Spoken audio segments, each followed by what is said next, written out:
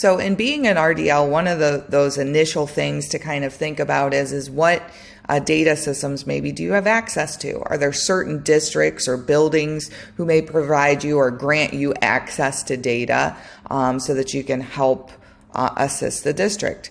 Those are all district decisions. And so every year, ODE releases a user role and access document.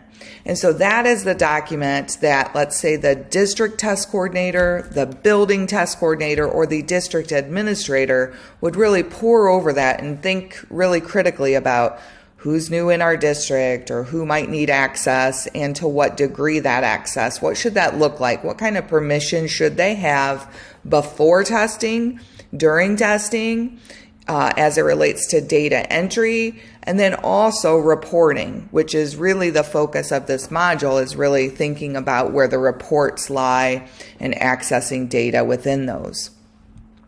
So that being said, one of the very first things that we're going to do is we're going to log into Cambium. So you can see here, and I will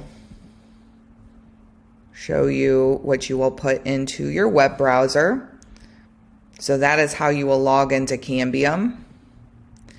And as we think about this user guide, what that looks like, what kinds of access levels may be appropriate for an RDL, I'm going to click on Ohio State Tests. Okay, and this is going to take me here. I'm going to look up here at this top level and you'll see resources. So the thing that I'm going to do, I'm just going to type in user role. And here we have it. We have an online user role matrix. That is really helpful. So I'm going to click that, download it. So as you look at this user matrix, one of the things to keep in mind is that this is for anything from Ohio State tests, the alternate assessment, OELPS, OELPA, so on and so forth. So this will identify the different user roles as it relates to before, during testing, and also the data entry piece as well as reporting. So as we're thinking about, and we're kind of launching into this idea of accessing the CRS, or the Centralized Reporting System, you first have to make sure that you have access, or you have a role where you will be able to access data. Some districts, some buildings are willing to provide that for the RDL, and others are not. And that's okay. That is their choice, their decision on how they do that. However, sometimes as an RDL, if you're working with a district and maybe somebody doesn't have a certain level of access or they can't see some information, then you might be able to point them back to this user matrix to kind of identify what roles may be most appropriate, or maybe talk to certain people to ensure that people have the roles or the access levels that maybe they need to see what they're looking for. So who has the ability to add in user roles and make some of those decisions about who can access or see what here in the system? So you can see here under users, as far as adding, editing users, uploading, you would reach out to the district test coordinator. Anybody in the system who's been identified as a district administrator, they could do that.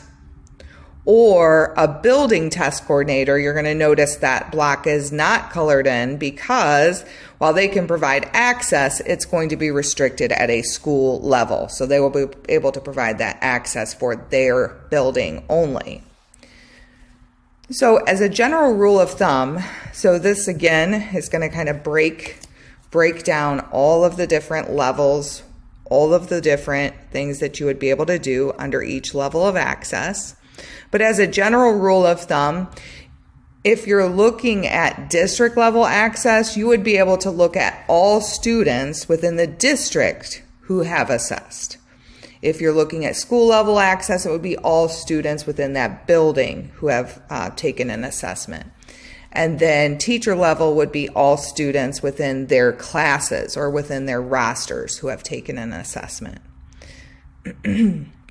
So as you scroll down, we see a lot of district and building level users.